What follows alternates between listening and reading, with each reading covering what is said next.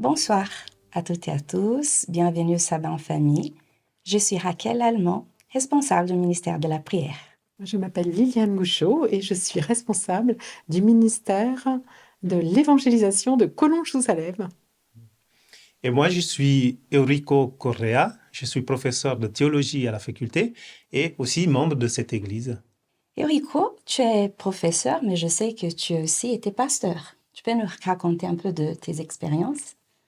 Oui, j'étais pasteur d'abord à Lausanne, dans une église lusophone à Lausanne, et ça pendant la période d'études ici, à Collonges. Et puis ensuite, je suis parti à Madère, là où j'ai continué mon ministère pastoral, sur des îles, de belles îles de Madère. D'accord. Et tu fais aussi des conférences? Oui, ça m'arrive de faire des conférences dans plusieurs églises, même dans plusieurs pays. Voilà, des semaines de prière, des semaines d'évangélisation. Voilà. Très bien. Liliane, je pense que tu as quelque chose à nous dire parce qu'il y a un événement. Tout à fait. Alors là, nous avons vraiment la chance d'arriver à ces fameuses dates que nous avions réservées pour la semaine qui va très exactement du 28 octobre au 4 novembre, ici même, donc à l'église de Collonges-sous-Salève. Nous avons la chance d'avoir donc ces conférences qui vont être données déjà le samedi matin, au moment du culte. Donc ça va commencer par le moment du culte. Ensuite, après chaque culte, donc celui du 28 octobre et celui du 4 novembre, eh bien, nous aurons la chance de pouvoir nous retrouver autour d'un potluck. Et par contre, le 4 novembre, nous avons également un baptême d'un jeune qui veut vraiment s'engager auprès de Jésus. De Jésus. D'accord. Est-ce que tu peux nous dire le titre de ces programmes? Alors, le titre, c'est « Heureux, celui qui attend ». Qui attend. Donc, il y a un petit point d'interrogation à la fin parce que, voilà, c'est un peu formulé comme une béatitude avec un point d'interrogation. L'idée, c'est en fait, est-ce que le retour de Jésus est proche? Est-ce que nous dit l'Évangile à ce sujet? D'accord. Est-ce que tu peux nous dire qu'il y aura aussi des soirées? Alors, les soirées, donc elles commencent très exactement le dimanche du 29 octobre. Je regarde quand même le 29 octobre jusqu'au vendredi 3 novembre. Et donc là, c'est tous les soirs à partir de 19h30. Et donc, le déroulement, c'est ça. Très bien. Merci beaucoup. Ah, voilà. Et tu peux répéter le titre? Heureux, celui qui attend. Avec un point d'interrogation. Et nous savons, est-ce que notre invité cette année, c'est le pasteur Eurico Correa, qui va être avec nous du samedi 28 jusqu'au samedi 4 novembre, et avec les soirées. Elle parlait de béatitude. Eurico, est-ce que tu peux nous raconter un peu plus, donner une idée? Pourquoi déjà le point d'interrogation? Elle parlait de l'Évangile, mais en fait, quand on regarde le livre de l'Apocalypse, il y a des béatitudes aussi dans le livre de l'Apocalypse. Tout à fait. Mais c'est en même temps le livre où on trouve beaucoup de promesses du retour de Jésus. Donc, on nous parle aussi de l'attente. Normalement, on n'aime pas attendre. C'est vrai. Mais on est tous en train d'attendre le retour de Jésus. D'accord. Et j'estime que beaucoup ne sont pas à l'aise avec ce temps d'attente. C'est vrai. Beaucoup se posent la question, est-ce que Jésus est en retard? On l'a annoncé depuis presque 2000 ans. Beaucoup d'églises, beaucoup de mouvements ont prêché le retour imminent de Jésus. La Bible parle de ce retour qui ne tarderait pas. C'est vrai. Et puis, comment concilier tout ça avec notre foi aujourd'hui, avec tout ce temps d'attente qu'on a aujourd'hui? Je pense que c'est un sujet qui est quand même le cœur de la Bible, du Nouveau Testament, qui est beaucoup prêché, pas seulement par Jésus, par les apôtres, mais tout au long de l'histoire, on a prêché ce sujet. Je pense que pendant cette semaine de l'engagement, Nous allons pouvoir approfondir chaque soirée un aspect de cette promesse du retour de Jésus. Très bien, merci. Et Liliane, on parle de soirée.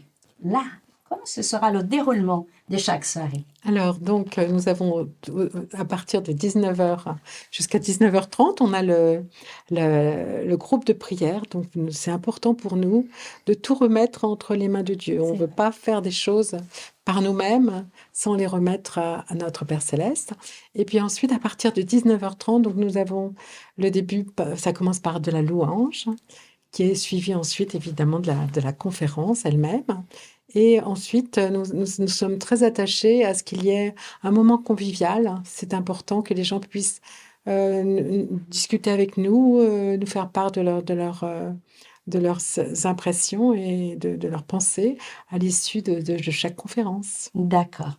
Mais c'est intéressant aussi, parce qu'il est samedi, on aura un moment spécial de convivialité, n'est-ce pas? Tout à fait. Donc, on aura donc ce premier potluck à 12h30. Et c'est un potluck aussi qui est important parce que ça permet aux gens d'être un peu soudés autour de ce thème. C'est important que dans l'Église, les gens se sentent concernés également. C'est vrai. C'est pas uniquement tourné vers l'extérieur. D'accord. Et là, est-ce que tu connais bien la salle Salisbury, qui ce sera la salle où se passera? Est-ce que tu connais déjà cet espace? Oui, c'est à la cafétéria. Oui, tout à fait. C'est la nouvelle salle à côté de la cafétéria. Ah, très bien.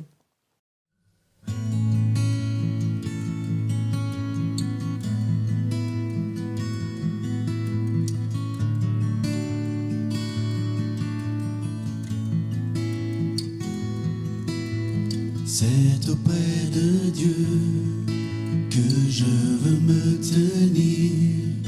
Il est mon Seigneur, mon roi. C'est auprès de Dieu que je peux ressentir tout l'amour qu'il a pour moi. C'est auprès de Dieu que je voudrais grandir, entendre le son de sa voix. Je viens devant le trône, par ta grâce je me tiens, en ta présence je lève les yeux vers les lieux saints pour contempler ta face. Je veux rester près de toi.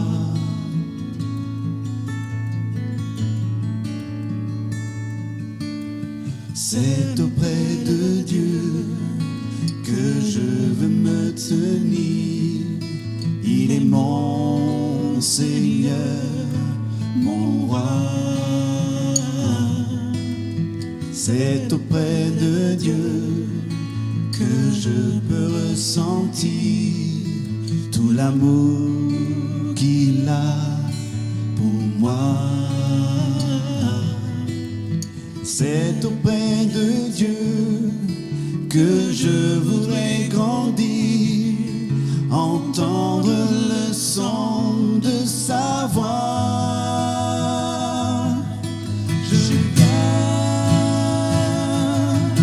Je viens devant le trône, par ta grâce je me tiens, en ta présence je lève les yeux vers le lieu saint pour contempler ta face. Je veux rester près de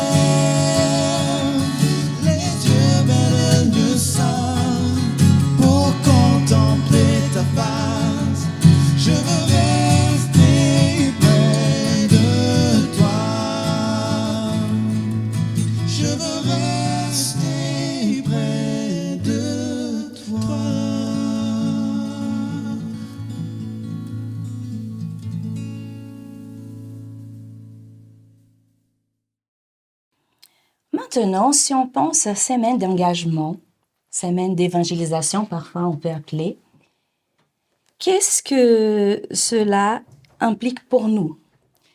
Particulièrement, vous savez bien que je suis enfant de parents, 3e génération d'adventistes. Mais pour moi, c'est un moment très important de l'Église. Tout d'abord, parce que il y a 36 ans, j'ai participé à une conférence qui parlait aussi du retour de Jésus. C'était une conférence où on étudiait l'Apocalypse. Et moi, j'étais une toute jeune fille de 11 ans et j'étais tellement passionnée pour ces sujets que j'allais toutes les soirées. Toutes les soirées, j'étais là. Et parfois, j'allais toute seule. Et j'écoutais parler du retour de Jésus. Et à ces moments-là, j'ai pris la décision de me faire baptiser.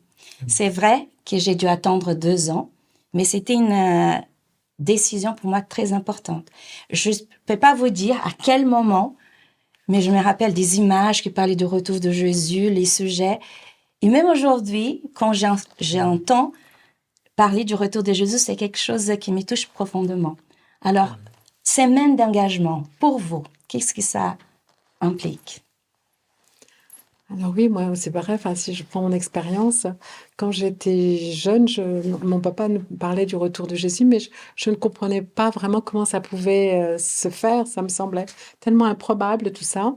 Et puis, un jour, justement, à la mort de mon papa, eh bien, tout d'un coup, mais c'est comme si Dieu avait ouvert mes yeux. Et tout d'un coup, j'ai dévoré les conférences sur le thème du retour de Jésus. Et alors là, moi, je me suis engagée à ce moment-là parce que ça m'a tellement... je me disais, mais comment j'ai pas vu ça avant? Tellement c'était incroyable. C'était impossible que ça n'arrive pas. La Bible ne peut pas se tromper parce que nous avons toutes ces prophéties qui sont très précises, contrairement à ce qu'on peut penser. Et alors là, vraiment, ça a été une révélation et je me suis engagée, bien sûr, après avoir écouté ces conférences. Je les ai même dévorées, ces conférences. Moi aussi. J'y passais des nuits parfois. Waouh, Ah oui, oui. très bien.